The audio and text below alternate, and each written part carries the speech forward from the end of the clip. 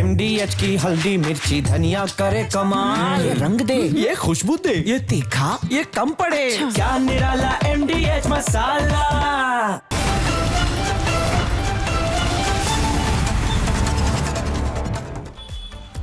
नमस्कार, मैं हूं आदर्श सिंह और वक्त हो चला है पूछता है भारत ग्राउंड जीरो का। इस वक्त मौजूद हैं कानपुर में और आज हमारे साथ दिल्ली से जुड़ेंगी कोमल। इसी के साथ साथ शुरुआत करेंगे आज की बड़ी खबर के साथ जो कानपुर से आ रही है। कानपुर में एक रईसजादे की कार ने कैसे एक व्यक्ति को कुचला, क्या कुछ इसमें हुआ और आखिर क्यों पुलिस इस पूरे मामले पर एक्शन नहीं ले रही है, कौन कौन लोग इसमें शामिल हैं और आखिर पुलिस की कार्रवाई इतनी लचर क्यों पड़ गई है, इस तमाम जानकारी को लेकर, इस पूरे मुद्दे को लेकर आपको दिखाते हैं ये स्पेशल रिपोर्ट।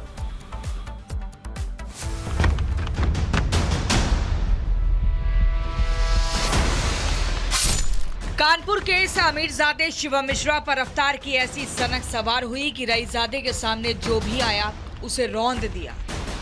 गाड़ी जो है आई, ऑटो पहले बिलर पे टक्कर पड़ा, उसके बाद फिर ऑटो पड़ा, तो हमने देखा कि लगा जो बचेंगे नहीं, हम हटे तो फिर हमारे भी हो गया।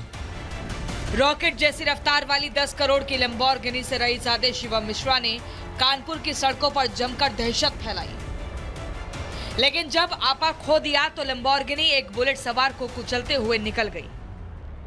जिस दौरान इस गाड़ी से टक्कर मारी गई है, 3 लोग इस पूरे घटनाक्रम में घायल हुए हैं। गाड़ी के अंदर तस्वीरें आपको दिखाएं, देखिए कांच टूटा हुआ है और ब्लैक फिल्म के जो पीसेस हैं वो दिख रहे हैं, चूंकि गाड़ी में जेट ब्लैक शीशे लगे हुए थे। तो कहीं ना कहीं एक बड़ा सवाल ये भी उठता है किस तरह से जो जेट ब्लैक शीशे लगा करके ये वीआईपी कल्चर में जो गाड़ी है वो चल रही थी। उसके बाद कल जिस तरह से थाने में गाड़ी पे कवर डाला गया, उसके बाद बाउंसर यहाँ पर मौजूद थे, तो बड़ा सवाल खड़ा करता है इस पूरे मामले में कि कैसे जो वीआईपी कल्चर है वो देखने को मिल रहा है। पैसों के नशे में चूर शिवम ने मौके से भागने की कोशिश की, लेकिन कार डिवाइडर से टकरा गई। रईसजादे के बाउंसर्स ने उसे कार से बाहर निकाला। दावा है रईसजादे शिवम के बाउंसर्स ने पीड़ितों की पिटाई भी की। रिपब्लिक मीडिया नेटवर्क की टीम इस वक्त मौजूद है शिवम मिश्रा के घर के बाहर। ये देखिए के मिश्रा का बोर्ड लगा हुआ है, इनके बाउंसर है। कल एक्सीडेंट हुआ था, आप थे वहाँ पर? नहीं था। क्या पुलिस आई थी आपको इन्वेस्टिगेशन? थोड़ा खोलना। क्या शिवम है? कहाँ गए? कहाँ गए शिवम? ये दरवाजा खोल कर महंगी गाड़ियां अंदर खड़ी हैं और ये बाउंसर हैं। देखिए किस तरह से गेट बंद कर दिया गया है। साफ तौर पर शिवम इस वक्त अंदर मौजूद है। हादसे में 3 लोग घायल हुए हैं, लेकिन सवाल ये है कि इतने बड़े हादसे के बाद भी पुलिस प्रशासन आरोपी को बचा क्यों रहा था? मैं कुछ नहीं बता पाऊंगा। अभी मैं जो भी इन्वेस्टिगेशन में आएगा उसके बाद समझ। हादसे के बाद कानपुर पुलिस ने सबसे पहले अज्ञात शख्स पर FIR दर्ज की, लेकिन जब विवाद बढ़ा तो शिवम मिश्रा का नाम FIR में जोड़ा गया। इसलिए सवाल उठ रहे हैं कि क्या पैसों के रौब के आगे रईसजादे शिवम मिश्रा की ढाल पुलिस प्रशासन बन रहा था? किसी को छोड़ने का कोई मतलब नहीं है। जो अफवाह फैलाई गई है कि कई लोगों को मारा गया है, ऐसी कोई घटना नहीं हुई है। केवल एक आदमी इंजर्ड है। FIR के समय पर तौफीक को पता नहीं था कि गाड़ी कौन चला रहा था, तो तौफीक की जो एप्लीकेशन है उसके आधार पर FIR पंजीकृत कर दी गई है और अब विवेचना में शिवम मिश्रा का नाम आ गया है, तो उसको शिवम मिश्रा के खिलाफ कार्रवाई की जाएगी। रईसजादे के रफ्तार कांड में यूपी पुलिस कितनी लाचार है, इसका जीता जागता सबूत ये 2 तस्वीरें हैं। एक तरफ कानपुर पुलिस शिवम मिश्रा के घर के बाहर खड़ी रही, लेकिन रईसजादे ने दरवाजा तक नहीं खोला, पुलिसकर्मी घर में घुस तक नहीं पाए। तो दूसरी तरफ रईसजादे के शिकार लोगों को इंसाफ दिलाने की जगह थाने के पुलिसकर्मी लैम्बोर्गिनी के साथ सेल्फी लेते रहे। उनको तलाश के लिए आए। पुलिस क्यों बचाते हम तलाश तक उसका कोई मेडिकल टेस्ट क्यों नहीं कराया गया? देखिए ये सब चीजें, अगर उसने शराब पी करके गाड़ी से टक्कर मारी है तो पुलिस उसको अब तक क्यों नहीं? अब देखिए हम तलाश करने आए, हम जांच करने नहीं आए हैं। सवाल ये है कि अगर ये हादसा किसी आम नागरिक से हुआ होता तो क्या तब भी पुलिस ऐसे ही लाचार नजर आती? घर के बाहर आरोपी का इंतजार करती? शायद नहीं, क्योंकि जब कोई धनकुबेर अपराध करता है तो वर्दीधारी अपराधी की ढाल बनकर एक पैर पर खड़े हो जाते हैं। Bureau report, Republic Bharat. और आपने देखा कि कैसे शिवम मिश्रा अभी तक फरार है। हालांकि परिवार का कहना है कि शिवम की तबीयत ठीक नहीं है, उसे बीमार बता रहे हैं, लेकिन वहीं पुलिस पर लगातार ये सवाल खड़े हो रहे हैं कि 24 घंटे से भी ज्यादा का समय हो चुका है, लेकिन अभी तक शिवम मिश्रा की गिरफ्तारी नहीं हुई है। सवाल ये कि एक्शन के नाम पर सिर्फ पुलिस ने एसएचओ को लाइन हाजिर किया है, लेकिन इस रईसजादे को बचाने के पीछे मुख्य तौर पर वजह क्या है? आखिर क्यों पुलिस के हाथ कांप रहे हैं शिवम मिश्रा को गिरफ्तार करने से? शिवम मिश्रा, मैं आपको बता दूं, के मिश्रा का बेटा है और के मिश्रा एक बड़े व्यापारी हैं कानपुर के, जिनके पास लैम्बोर्गिनी जैसी अनेकों गाड़ी है, न सिर्फ कानपुर में बल्कि राजधानी दिल्ली में भी घर है।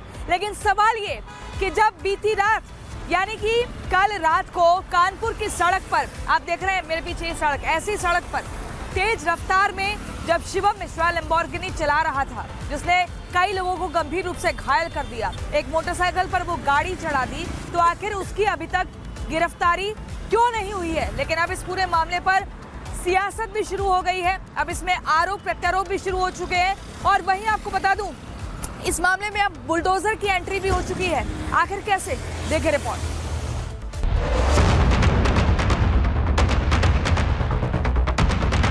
अपने लोग होंगे तो बुलडोजर नहीं चलेगा। दोषी किसी व्यक्ति को बख्शा नहीं जाएगा। कमजोर लोगों को दबाने और बड़े लोगों को बचाने का काम करती है।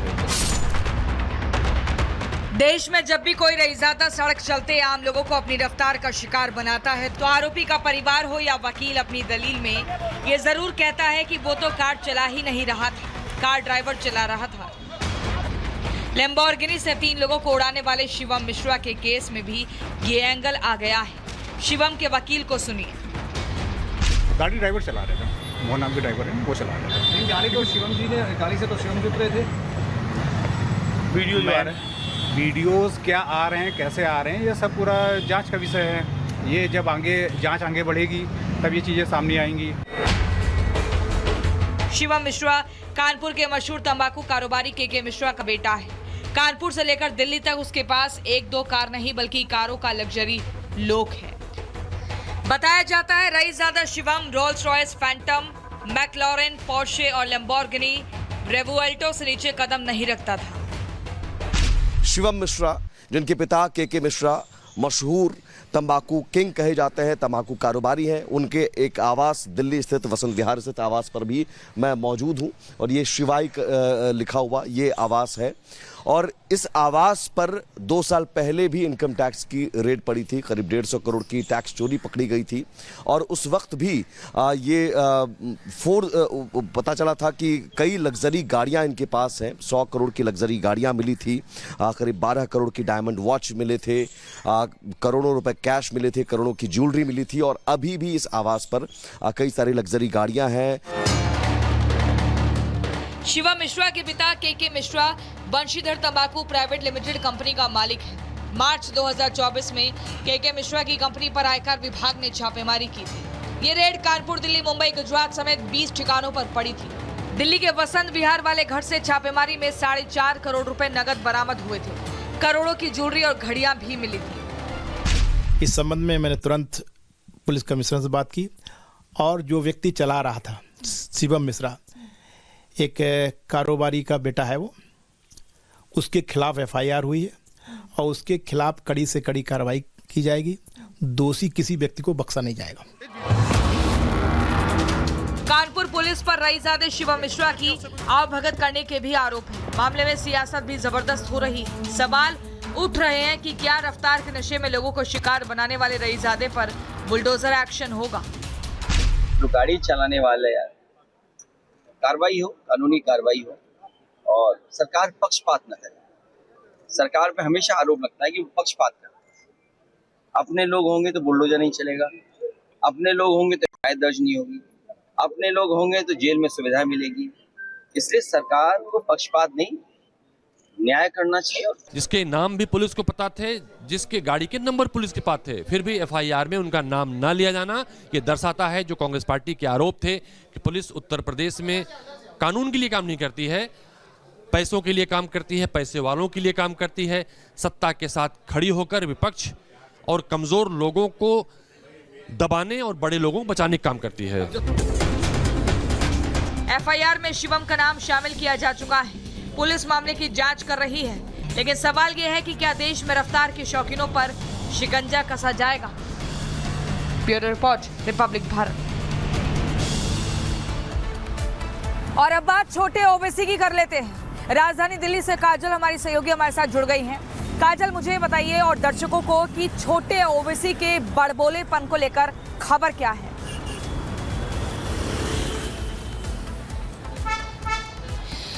जी, असदुद्दीन ओवैसी के भाई और AIMIM के विधायक अकबरुद्दीन ओवैसी ने जो है यूपी में MIM को मजबूत करने के लिए हुंकार भरते हुए सीधे तौर पर योगी आदित्यनाथ को ही चैलेंज कर दिया। अब सवाल यह है कि अपने बयानों को लेकर हमेशा चर्चा में रहने वाले अकबरुद्दीन ओवैसी ने क्या सोची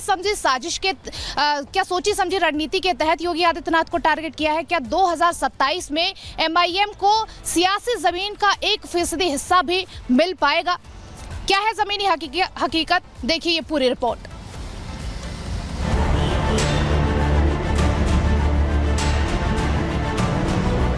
मिस्टर योगी, तैयार हो जाओ, यूपी भी आ रहा हो। चलेंगे यूपी, चलेंगे।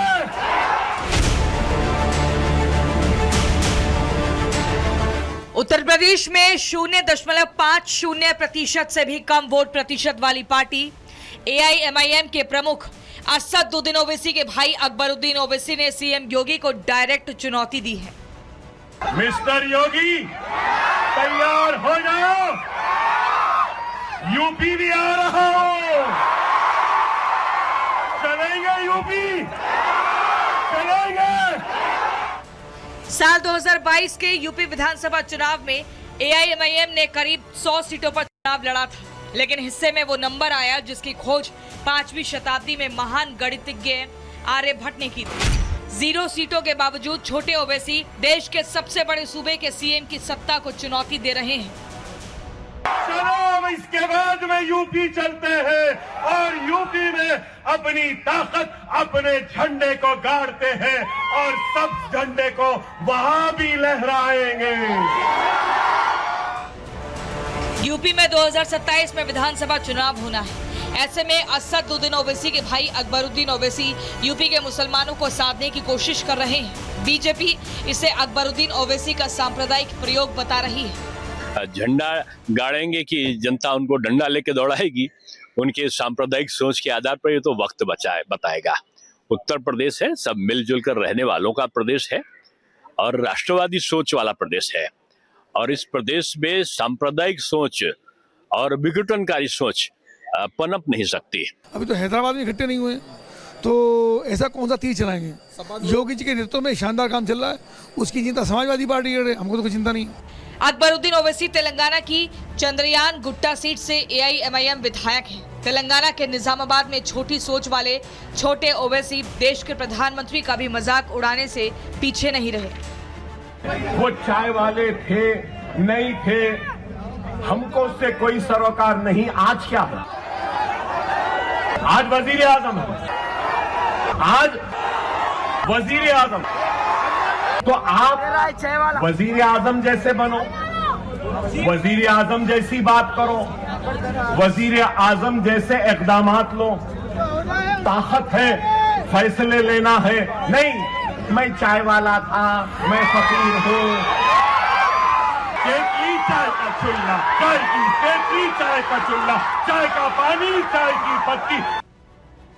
अकबरुद्दीन ओवैसी अपने विवादित बयानों की वजह से हमेशा चर्चा में तो रहते हैं, लेकिन तेलंगाना से बाहर जब AIMIM चुनावी मैदान में उतरती है तो उसे मुंह की ही खानी पड़ती है। आंकड़े खुद इसकी गवाही देते हैं। 2025 में बिहार की 25 सीटों पर AIMIM ने उम्मीदवार उतारे थे, जीत मिली थी सिर्फ 5 सीट पर। 2019 में महाराष्ट्र की 44 विधानसभा सीटों पर AIMIM ने चुनाव लड़ा था, जीत मिली थी सिर्फ 2 सीटों पर। ये जानबूझ कर ऐसी बातें हमारी समझ से कह रहे हैं, हमारी समझ के। अब वो जानबूझ करके वो चर्चाओं में रहने के लिए हो सकता है ऐसा कह रहे हो। देखिए, हमारा किसी से भी नीतिगत विरोध हो सकता है, विचारधारा का विरोध हो सकता है, और विचारधारा पर आइडियोलॉजिकल जो डिफरेंसेस है, कांग्रेस पार्टी लगातार अपनी विचारधारा पर चल रही है, मजबूती के साथ चल रही है। कहीं नहीं, कोई कहीं नहीं जाएगा। 85% लोग यहीं रहेंगे, समाजवादी पार्टी में ही रहेंगे, इस देश में रहेंगे और भाजपा के लोगों को भजाकर ही छोड़ेंगे। सर, 85% लोग एक हैं, एक रहेंगे। 10 साल में उन्होंने समझ लिया कि ये बेईमान लोग हैं, धूर्त लोग हैं, मक्कार लोग हैं, वो समझ चुके हैं। यूपी में करीब 20% मुसलमान हैं। 2027 में एआईएमआईएम यूपी की 200 सीटों पर चुनाव लड़ने का मन बना रही है। एआईएमआईएम की नजर यूपी के 40% से ज्यादा मुस्लिम आबादी वाले जिलों पर है। इसमें रामपुर, मुरादाबाद, बिजनौर, सहारनपुर, मुजफ्फरनगर, अमरोहा, बलरामपुर और बरेली शामिल है। सवाल ये है कि योगी को सीधी चुनौती देकर क्या अकबरुद्दीन ओवैसी वोटों के ध्रुवीकरण में अभी से जुड़ गए हैं। Bureau report, Republic Bharat. और अब अगली खबर में आपको बता दूं, क्या कुख्यात गैंगस्टर्स अब जेल में बंद, जेल में कैद आतंकियों की हत्या कराने में लगे हैं। दरअसल ये सवाल तब उठा जब फरीदाबाद की जेल में आतंकी अब्दुल रहमान की हत्या हो जाती है। आपको बता दूं, आतंकी अब्दुल रहमान राम मंदिर पर हमले की साजिश रच रहा था। हैंड ग्रेनेड के साथ पुलिस ने उसे गिरफ्तार किया था। फरीदाबाद की जेल में सजा काट रहा था, लेकिन किसी दूसरे कैदी ने अब्दुल रहमान आतंकी को मौत के घाट उतार दिया, जिसके बाद सवाल ये खड़ा हो रहा है कि क्या ये घटना, क्या ये वारदात किसी और गैंग के इशारे पर हुई है। पूरी खबर इस रिपोर्ट में देखिए।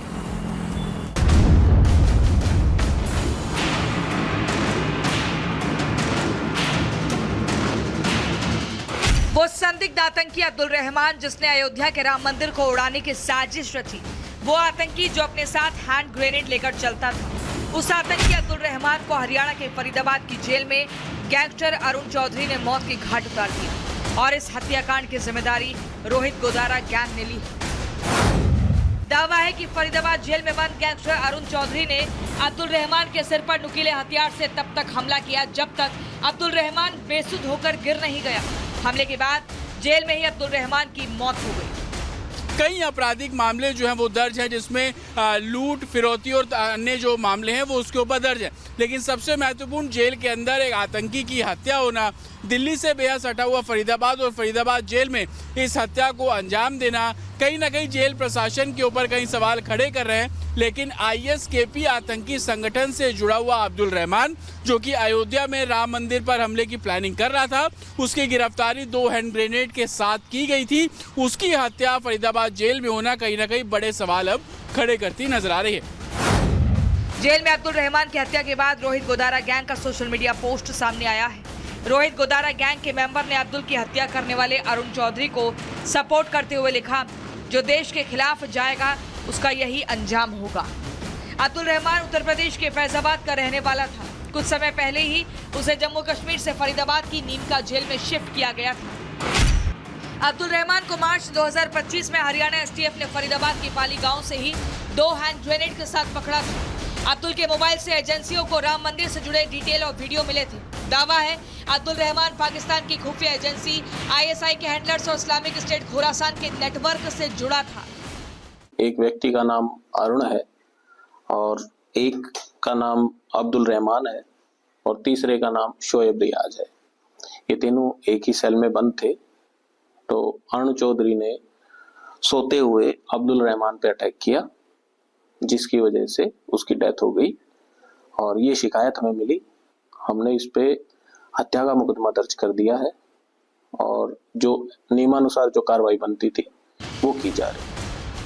फरीदाबाद जेल में बंद जिस अरुण चौधरी ने अब्दुल रहमान की हत्या की, उस पर हत्या के प्रयास और रंगदारी के दर्जनों मुकदमे दर्ज हैं। पुलिस अब मामले की जांच कर रही है। जेल प्रशासन हत्या की वजह पता लगा रहा है, लेकिन सवाल ये है कि क्या हरियाणा की जेलों में कैदी भी सुरक्षित नहीं है? क्या जेलों की हाई सिक्योरिटी के दावे महज दिखावा है? Bureau report, Republic Bharat. पूछता है भारत ग्राउंड जीरो में आज फिलहाल इतना ही।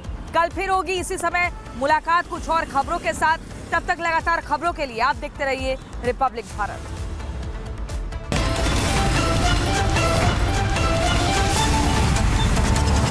अब आया असली स्वाद। अब आया स्वाद। जब स्वाद के पड़े हो लाले तो MDH का चंकी चाट मसाला डालें। MDH का चंकी चाट मसाला। MDH